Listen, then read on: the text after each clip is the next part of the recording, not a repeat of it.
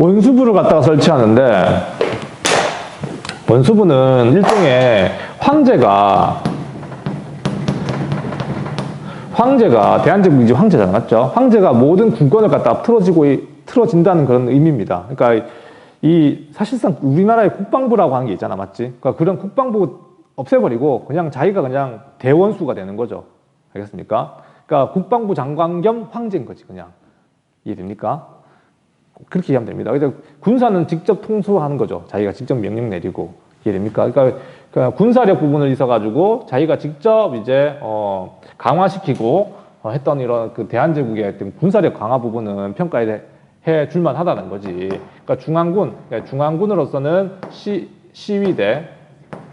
시위대랑 친위대를 두게 되고, 소를 지키고 자기 자신을 지키고, 알겠습니까? 이런 거 두게 되고, 지방군으로서는 진위대를 설치해가지고 지방을 경비하고, 어쨌든 이런 어떤 군사적인 어떤 그 개혁, 이런 것들은 대한제국 시대를 좀 주의 깊게 이루어집니다.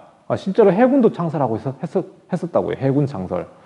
해군 중요하잖아요. 맞죠? 이제 겨우 이제 해군 또 하나 이제 창설했는데, 그 배도 없어가지고 겨우 이제 뭐 어디서 낡은 배 하나 끌고 와가지고 뭐 강화도에 무슨 해군 기지 하나 만들려고 했다는 그런 걸 내가 기억나요. 하여튼 해군도 창설하려고 그랬었고, 어쨌든 이 무관학교라 해가지고 딴 거 없고, 이거는 육군사관학교 같은 겁니다. 알겠습니까? 장교도 양성해야 되고, 그러니까 군대를 지휘하려면 지휘관이 필요하잖아. 맞죠? 그것처럼 무관학교를 설치하여 장교도 육성하고, 이런 여러 가지 노력들. 무관학교 출신에 되게 유명한 사람이 바로 김자진이에요. 알겠습니까? 이 당시 창설됐던 이 무관학교를 나온 게 바로 김자진이었고, 나중에 국권을 잃어버리고 난 뒤에는, 나라가 없어지고 난 뒤에는 저 만주로 건너가셔가지고, 이해됩니까? 김자진 장군은 처음에는 국내에서 활동했었어요.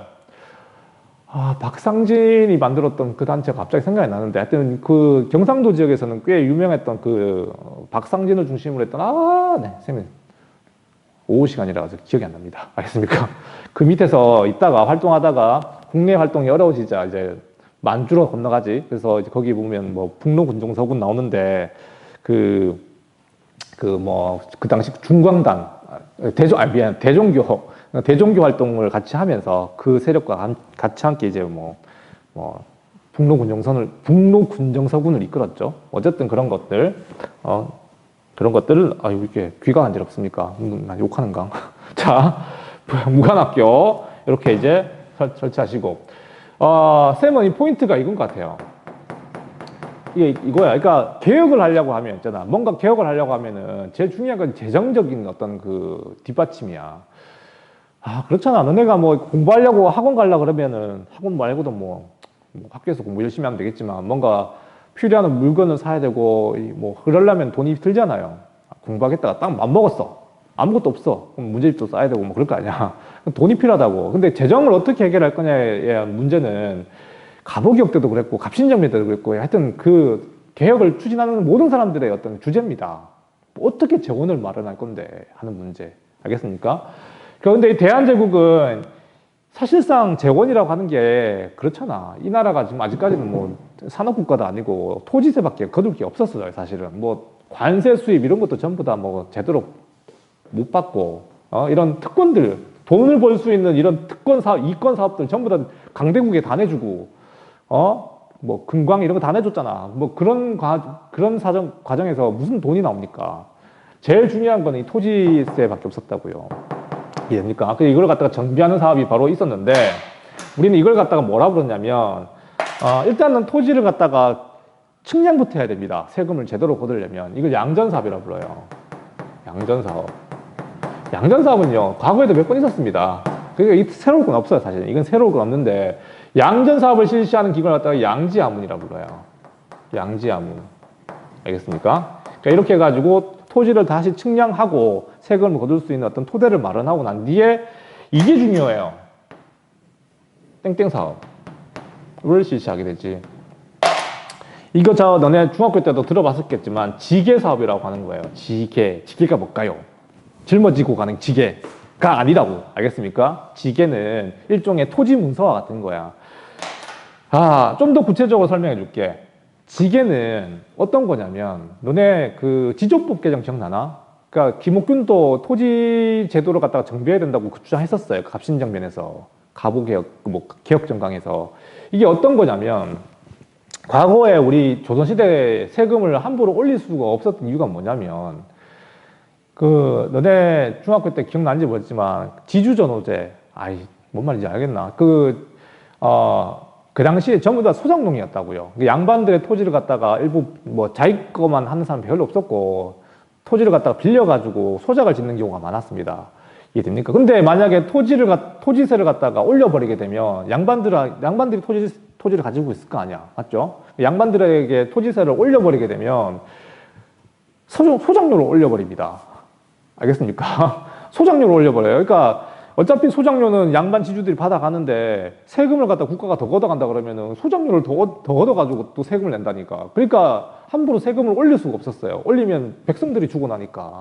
이해됩니까? 양반들은 아무 피해 없죠.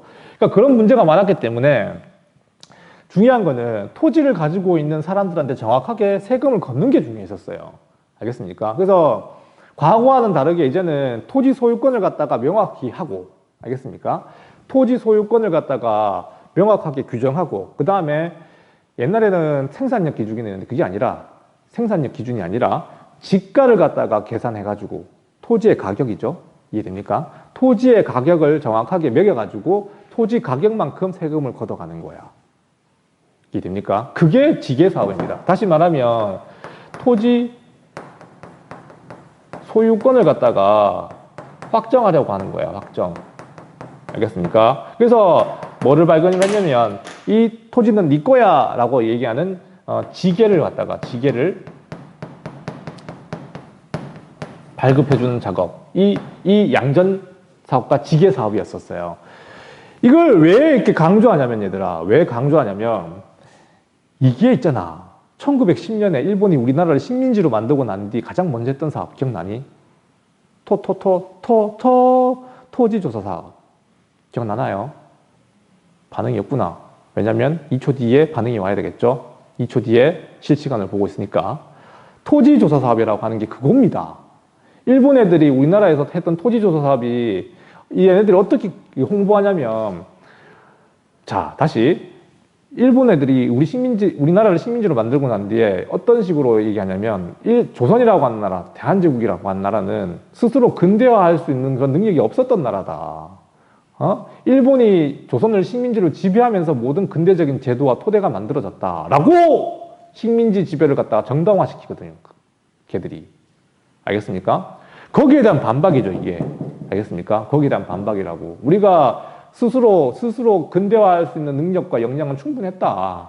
물론 이 정치개혁은 좀 이상했지만 어쨌든 할 수 있는 역량은 충분했다. 너네가 식민지 지배하지 않더라도 우리가 충분히 근대적인 어떤 국가로 나갈 수 있는 역량은 있었다라고 하는 그런 반박의 핵심이 바로 이겁니다. 그 양전지계 사업은 좀 알아두세요.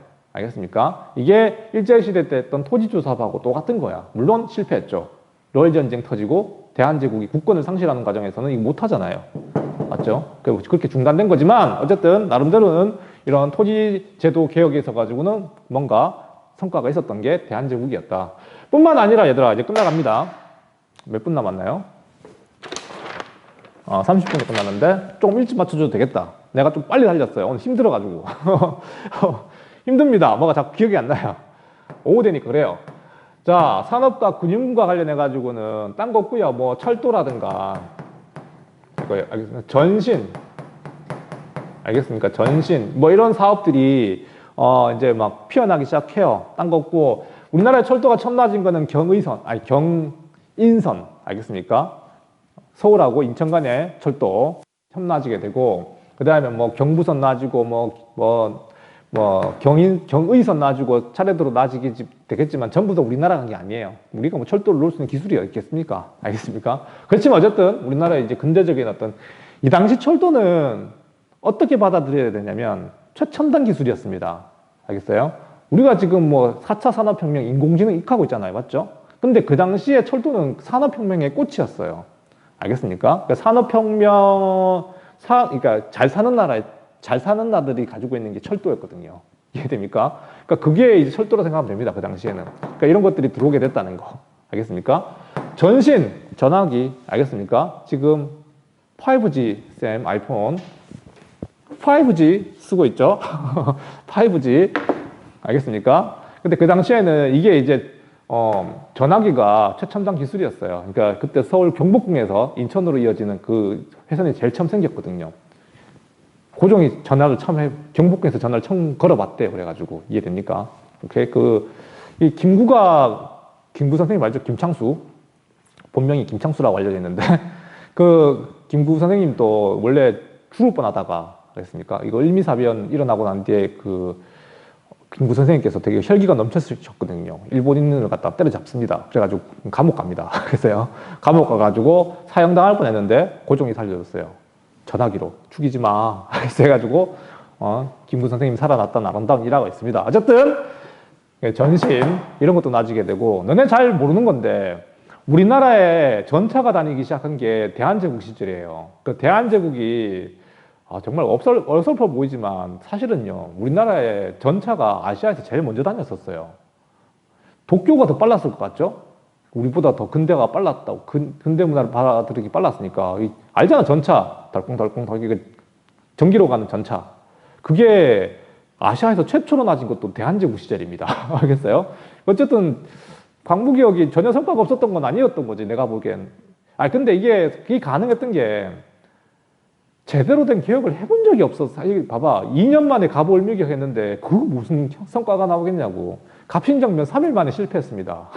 무슨 성과가 나오겠냐고. 유일하게 로인전쟁 터지기 전까지 7년이라고 하는 아무것도 방해 안 하는 그 기간 알겠습니까? 1907년부터 해가지고 1904년까지 러시아하고 일본이 한반도를 놓고 막 으르렁대던 그 사이에 우리는 그냥 조금 자유로웠거든요. 그때 이런 게 이루어진 겁니다. 그러니까 강대국의 간섭 없이 뭔가 정치가 정리되고 정치가 좀 안정되면서 개혁을 갖다가 빠르게 추진했더라면 뭔가 할 수 있는 민족이 우리였다고. 알겠습니까? 하여튼 그런 것들. 그 다음에 금융제도는 뭐 딴 거 없고요. 이제 은행들도 막 생겨요. 은행들. 우리나라 최초의 은행이 생긴 게 1897년에 한성은행입니다. 한성은행. 은행은 좀 얘기하고 싶어가지고. 한성은행인데 이거는 지금 사라지고 없습니다. 옛날에 조은행이 이거거든요. 알겠습니까? 조은행은 지금 신한은행으로 합병돼 버렸어요. 그 말고 이제 1899년에 만들어졌던 이제 끝나가니까 내가 힘이 난다. 진짜. 천일은행인데 요거는 지금 남아 있습니다. 알겠어요? 대한천일은행은 지금도 남아 있는 은행이에요. 대한천일은행은 지금 무슨 은행이냐면 바로 쌤 월급 통장이 이 은행이 있거든요. 돈도 빌려줬어요. 여기서 많이. 자, 우리 은행이 바로 대한천일은행입니다. 대한천일은행. 알겠어요? 지금 우리 은행 있잖아. 국민은행은 만들어진 게 얼마 안 됐고 60년대에 만들어진 걸로 알고 있고 그래도 우리나라에서 꽤 역사가 깊은 은행이 바로 지금 우리은행입니다. 알겠어요? 대한천일은행으로 시작했던 게 지금 현재 우리은행으로 남아있죠. 그러니까 중요한 건 대한제국 시절에 뭔가 점차 갖춰지는 거죠. 알겠습니까? 이게 자본주의의 가장 핵심은 바로 이 금융과 자본인데 이런 은행들이 핵심이거든요. 이해됩니까? 물론 대한제국의 어떤 금융통화제도는 엉망진창이었습니다. 백동안 안발하시고요. 그 이전에 뭐 당백전 있고 뭐 당오전 있고 화폐가 엉망진창으로 돌아갔던 건 맞지만 그래도 어쨌든 이렇게 은행들 만들어지면서 근대 국가로 나가는 모습들을 보여주지만 알다시피 1904년에 전쟁 터지면서 모든 게 물거품 되죠. 한일의정서 맺으면서 시작됐던 국권 침탈! 알겠습니까? 그건 다음 시간에 할게요. 힘들어. 자, 다음 시간에 이제 마지막 우리 시험 기간에 해당되는